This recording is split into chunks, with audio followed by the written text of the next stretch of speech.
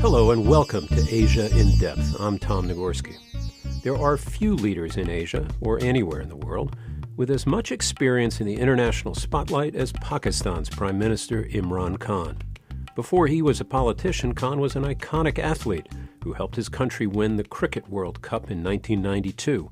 He was also a celebrity whose Playboy reputation was regular fodder for the London tabloids. Khan left that world behind when he immersed himself in Pakistani politics, and in 2018, after many years on the periphery of power, he was elected prime minister. It hasn't been easy. To Pakistan's east, India is governed by Narendra Modi, an outspoken nationalist. To the west is Afghanistan, a country beset by instability and war. India and the United States have accused Pakistan of backing terrorism in Kashmir and elsewhere. And foreign policy aside, Pakistan is a country of some 200 million people, a country that faces enormous domestic challenges. This past August, tensions with India escalated sharply when India took an unprecedented step in Kashmir, long a flashpoint for the two nations. India announced it was ending the so-called special status of the Kashmir region, an arrangement that for 70 years had granted at least some autonomy to the people of Kashmir. India sent in thousands of troops, cut internet and phone lines. The Indian government said the move was necessary for stability and safety, and as a counterweight to acts of violence for which India has long blamed Pakistan. All of this was the backdrop for a recent conversation at the Asia Society in New York. Pakistan's Prime Minister Imran Khan in a wide-ranging discussion with our President and CEO, Josette Sheeran. She asked Imran Khan how the international community had been responding to his pleas to pressure India on Kashmir. Look, I believe that we could only try our best. The rest, you leave it to the Almighty. Now, I have tried my best. In the media, I've tried to make people understand. I've spoken to leaders, almost all the leaders I've spoken to. I think I have made them understand. They might not be moving right now, but I feel that what the Modi government has done, it's boxed itself in by taking this step. I don't think they have really thought through what they have done, because I don't know what is the thinking that what happens. Have they thought through that when they lift the curfew, what will happen? Do they think that the people of Kashmir will now, after the almost, 100,000 Kashmiris have died in the last 30 years? Do they think that they will now accept the status quo just because some parliament has passed a resolution illegally taking away their right, which was given to them by the United Nations of self-determination? So what do I think? I think that unless the world community, first of all, it should be aware of what's happening, and I think it is. Secondly, if things begin to deteriorate, they should be able to move.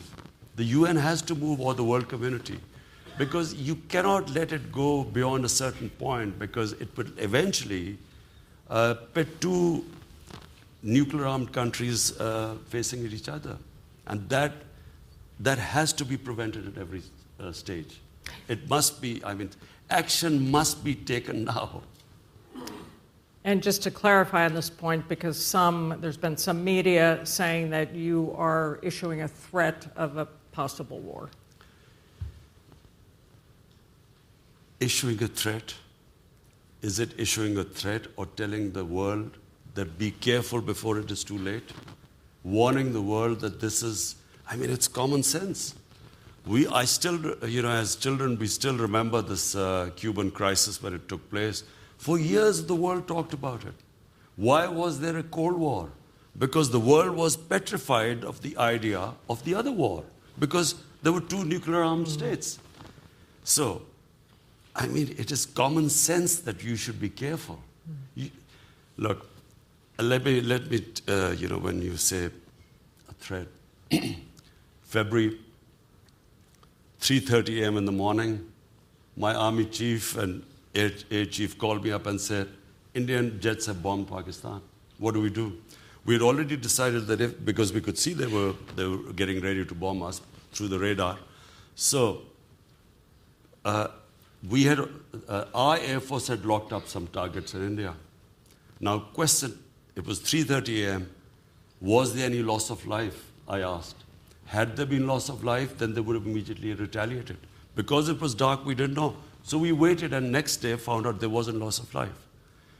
If there was loss of life, and then we had gone and bombed them, they would have bombed us, we would have bombed them, and then what? So, I mean, as someone who was in that situation where you take a decision, no one should be thinking on those lines when you have the sort of weapons the two countries have. It should never get to that stage. That is the whole point. The whole point is not a threat. It's just telling the world that you should never get into that position. So we have had President Trump's special envoy on Iran here this week, Brian Hook. We've been at sessions with President Rouhani. You mentioned the dangers of miscalculation in your own area. That's another area where the dangers of miscalculation are very high, and there's a stalemate. All the questions from the audience are on the issue of Kashmir, with one saying, isn't it obvious the world has chosen to stand by India, not Pakistan? Could you talk a little bit more broadly in the region on this danger of miscalculation? And you mentioned the Crown Prince of Saudi Arabia, who seems central to this.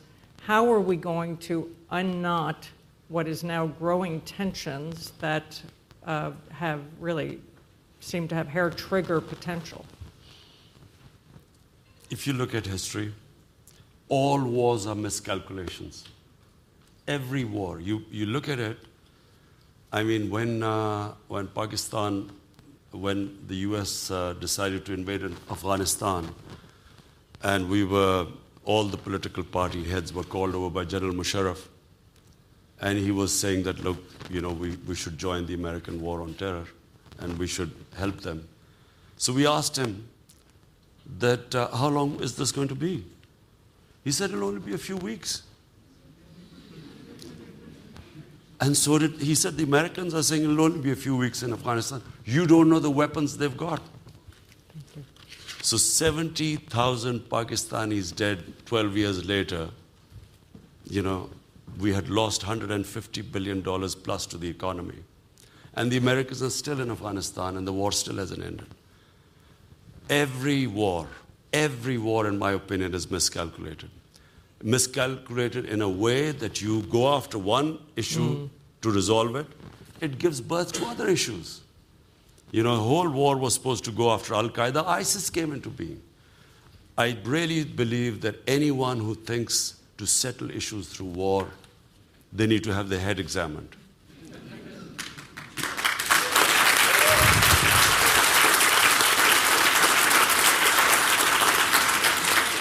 And Iran, and let me tell you about Iran. Iran, if this thing starts, first of all, for developing world, here's some, for the most difficult 1 year has been to try and get our budget to balance our economy to sort of get some semblance of sanity in it. If this war starts in the Gulf, just the oil prices are going to cause more poverty in the world than anything else. So therefore, everything we should do to avoid this conflict, everything. So the audience is asking continuing tough questions on this front, including something that I'll preface with a quote by a Sufi poet. So Rumi, I know you appreciate Sufi poetry, who said 800 years ago, beyond rightness and beyond wrongness, there is a field. I'll meet you there. So are there ideas out of the box that we're not thinking about? And again, I know there's a specific issue, but you came in, and I think were voted in, with a lot of expectations of bringing a new kind of approach to these issues. Are you talking about resolving the... India and Pakistan. Well, but India, look, let me just explain to you. What is happening in India is a catastrophe. India has been taken over by an extreme racist ideology. If any of you Google RSS, which is what has taken over India, Narendra Modi is a life member of this party called RSS. It was formed in 1925. It was they were inspired by Hitler, Mussolini, by the Nazi Party. They believed in the racial superiority of Hindus. They believed that India is only a land for Hindus, not for other minorities. They believed in that the Muslims were invaders, and there was this hatred against Muslims for centuries-old rule which Muslims, when they ruled India, also against the Christians because of the British rule. So it was very clear the admiration for this racist ideology. It was the same ideology that assassinated Mahatma Gandhi in 1948. RSS was outlawed in India as a terrorist organization 3 times. Unfortunately, that ideology today has taken over India. And therefore, when we tried all our efforts for 1 year, I wrote letters, I spoke to him, gave statements. I realized that we had come across an ideology. You can't reason with this. You cannot reason with a racist ideology, because the mere fact, and it's behind it, is arrogance. Simple fact that you feel your race is superior to others is arrogance. And my worry is that it's arrogance that may let you make miscalculations. And this is a miscalculation. This going into Kashmir, putting 8 million people in an open prison with 900,000 troops. A sane mind doesn't do this. In Assam, 1.9 Muslims have just been deregistered as Indian citizens. Now, he hasn't thought through, what are they going to do? Because Bangladesh has refused to take them. So what are these 1.9 million people going to do? And just the fact that they are saying they have rejected the Nehru and Gandhi philosophy of pluralism and secularism. So where is it headed now? What are 180 million Muslims going to do in India? Or for that matter, Christians or Sikhs. So my worry is also for Indians. What are sensible Indians? What are they thinking about this? And this ideology is, from 6 years where this started, it's going to keep getting worse. Germany from 1930 to 1934 changed from a liberal democracy to a totalitarian fascist state. And unfortunately, if you're following what is happening in India, it is scary. I know India better than any Pakistani because I used to play cricket there and I had friendships and I used to go there a lot. And I can't recognize this India now. And those Muslims who, when I used to be playing cricket there, who used to tell me that it's a big mistake, Pakistan, India is a bigger society and so on. Today, they're all saying that Jinnah, the founder of Pakistan, was right. This guy, Abdullah, who's just been 80-year-old, who's been put into prison, who all the time supported that Kashmir should be part of India, today he's saying that there is a big mistake that they joined India. So it is a very dangerous direction India has taken. And therefore, I'm saying is that the Western media should take note of this. Because, ideologies like that are always dangerous. Whenever you have an ideology like that, racial superiority and hatred against another race, it always does damage to the world. You're listening to Asia in Depth, Pakistan's Prime Minister Imran Khan in conversation with Asia Society President Josette Sheeran. Just a couple of days before Khan's appearance at the Asia Society, India's top diplomat, Subramanian Jaishankar, also appeared on our stage. He argued that the so-called, quote, special status of Kashmir had always been a temporary arrangement, and that India had every right to revoke that status in the name of improving the situation in Kashmir. And he repeated that accusation against Pakistan, calling it, quote, a country which has created an entire industry of terrorism to deal with the Kashmir issue, unquote. You can watch that interview in its entirety on our YouTube channel at youtube.com/Asia Society. That's youtube.com/Asia Society. Now let's get back to Imran Khan and Josette Sheeran. Why do you think Prime Minister Modi traveled to Pakistan early on? And then, of course, there was the attack in India that really seemed to change that trajectory that he seemed to be trying to pursue. And we had the Foreign Minister Jaishankar in here this week, who had equally harsh words for Pakistan, saying that Pakistan has turned Kashmir into an industry of terrorism. How did we go from Modi's trip to Pakistan to this, and why, where is that Modi? Well, first of all, Narendra Modi came to Pakistan on the invitation of Prime Minister Nawaz Sharif. While he visited Pakistan, not once did he not stop trying to push Pakistan into being declared a terrorist state. And he tried to differentiate between the Prime Minister and the Pakistan Army. He kept saying that the Prime Minister is a good man, but the Pakistan Army is a terror organization. Look, what has happened? You must understand what has happened since 9/11. Since 9/11, this word Islamic terrorism has been used by governments to delegitimize Muslim freedom struggles. Legitimate Muslim freedom struggles have been demonized by just calling them Islamic terrorism. Simple question. There are 900,000 troops in India. Are they there to fight terrorism? They are saying that one of their defense ministers said there are 500 terrorists lined up on the border to go into India. What are 500 terrorists going to do when there are 900,000 troops there? The 900,000 troops are there to control the population. They're not fighting terrorism. Pakistan fought probably the most difficult war against terror. As I said, we lost 70,000 people. We never used that many soldiers. For counter-terrorism, you don't need 900,000 troops.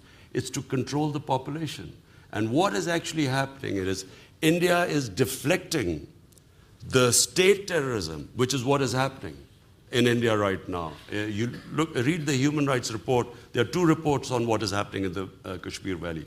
There are 2 mass graves discovered and so on. So they're deflecting the attention as what has happened is the magic word Islamic terrorism, that it's all because of terrorism, that they're using this force.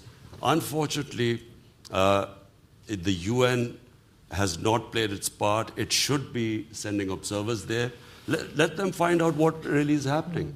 Otherwise, India will keep whatever oppression is happening in Kashmir, they'll blame it on a terrorist from Pakistan. 2 out-of-the-box ideas from the audience. 1, why not grant Pakistan-administered Kashmir freedom and force India to change its approach? Sorry? Why not grant Pakistan-administered Kashmir freedom and force India, therefore, to also change its approach? India has already said that the target is Pakistan side of Kashmir now. Now that they've annexed Kashmir. I believe that what is the future for Kashmir should be decided by people of Kashmir. Whatever the people of Kashmir want.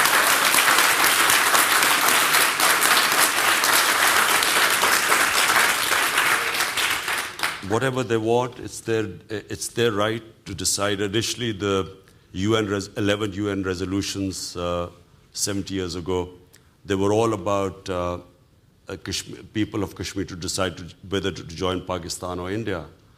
I would add that they should be allowed to decide whatever they want. So this is an open offer. Mm-hmm. Why doesn't India and Pakistan both allow them, Kashmiris, to decide?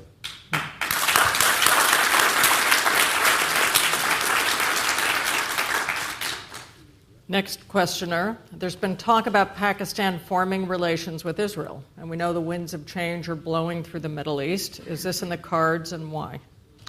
I'm afraid I don't know where this has come from. It's not.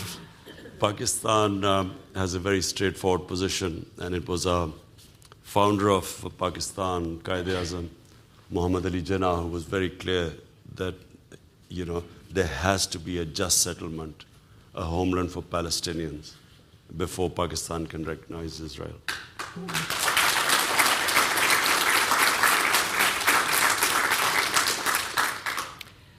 President Trump, I believe, said yesterday, Pakistan and India should just come together. It sounded like the Nike ad, just do it. You've mentioned the possible role he could play. What would you like to see the United States, President Trump, doing? And you also mentioned the Crown Prince of Saudi Arabia. What role could they play? Not the Crown Prince of Saudi Arabia. That was just between Iran and to ease the tensions with Iran. Well, first of all, I had to explain to President Trump the Kashmir issue, and and I think the second time when I had a long chat with him, I managed to explain it to him, and that's why he says that it's a complicated issue. But what U.S. can do is just put its weight behind the United Nations Security Council. And I keep repeating, UN has given their resolutions that it's a disputed territory and had given Kashmiris their right. That right was not given. They are now suffering right now. UN has to take, UN came into being precisely for this dispute like Kashmir, which has a chance of a much bigger strife in the future if this is not addressed. So UN must act now. And if this gets worse, it'd be a total failure of UN. You said this week the world counts on the U.S. to put out the flames, but you also said after 9/11 it was a huge mistake for Pakistan to do a 180-degree turn toward the U.S. It's a little hard to reconcile these two. Explain. Actually, it was very straightforward. In 1980s, we trained the Mujahideen, the US came in, the United States backed Pakistan, in fact, all the Western countries. And we trained the Mujahideen. In fact, I remember in London, there was a big dinner by an aristocrat raising money for the Mujahideen, and the Mujahideen then were celebrated as heroes. In fact, Ronald Reagan, when he invited the 5 Mujahideen leaders to Washington, I quote him, he said they reminded him of the moral equivalents of the founding fathers of US. So, they were heroes. Now, come 1989, Soviets retreat, leave Afghanistan, the Americans pack up and leave, and Pakistan is left with a lot of those who would have reminded Reagan of them. And in the end, we were slapped with sanctions, pressless sanctions, in 91. Pakistan had 4 million refugees by then. We had these militant groups, all trained and dressed up and nowhere to go. And we had sectarian groups in Pakistan who started fighting each other. So Pakistan became a dangerous place because of this, because of the 80s of participating in the Afghan Jihad. And then, of course, Pakistan got aid, and Pakistan, and also money to train these groups. Now, come 9/11, again the U.S. turns up wants Pakistan's help. They occupy Afghanistan. And I never forget when we were discussing there was a lot of debate going on, should we become part of this or not? And we said that, we were abandoned last time. Most of us said, what guarantees we will again be abandoned this time? And I never forget, George Bush gave a statement that this time will not be the same, we will not abandon Pakistan. And so, of course, he joined it. Why did I not want him to join? Because now we had trained these groups. They were trained, they were indoctrinated in jihad. So, foreign occupation in Afghanistan was jihad against the Soviets. Now, when the Americans landed up there, how were you going to tell them that now it's terrorism, then it was jihad, freedom fighting? So because of that, I felt we would have had much more leverage on these groups if we had stayed neutral. The moment we joined the American side, they turned against Pakistan. And that's why we lost 70,000 people. We're getting the red flags. Just one point. Is China the strongest ally of Pakistan at this point? Well, when we assumed power, I think never had Pakistan's economy been as bad. So I have to say that China came to support us when we had hit the rock bottom. And they have really helped us in every way. Not only did they provide us help with our foreign exchange reserves because we were about to default, but also the Belt and Road Initiative has sort of evolved where they are helping us in agriculture with our productivity. Are you worried about sovereignty issues? Are you ownership? Not at all. Absolutely not, because nowhere have been helped on some condition that you have to do this because we are helped. Nowhere. And if anything, they have gone out of their way to help us in technology transfer. They are helping us, as I said, in agriculture. They helped us in financing certain projects. So, and the debt part, by the way, is quite low. Everyone kept saying that, we are so in debt to China, but that's not the case. So we started with a Sufi poet quote. I'm going to end with one. Muhammad Iqbal, the spiritual father of Pakistan, as some call him. He said, "Nations are born in the hearts of poets. They prosper and die in the hands of politicians." You're ending your first year. You have 4 more to go. Are you hopeful that the politicians' power is as great as maybe you hoped coming into office? I completely agree with that.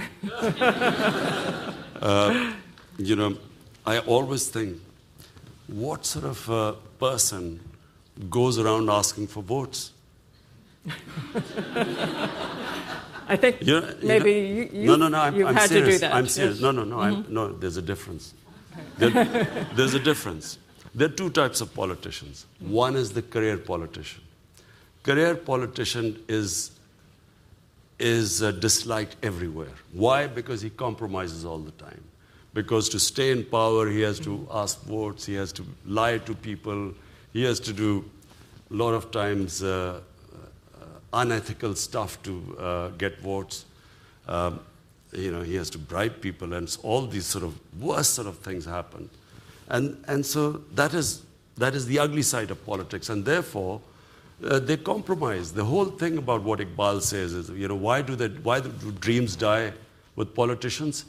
Because they come up, they bring they sell a dream, but then they keep compromising and making such compromises that the dream disappears.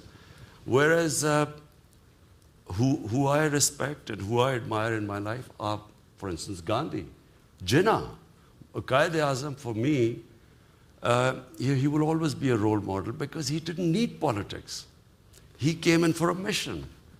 He was in the end dying of cancer, and yet he didn't let anyone know because of the dream of Pakistan.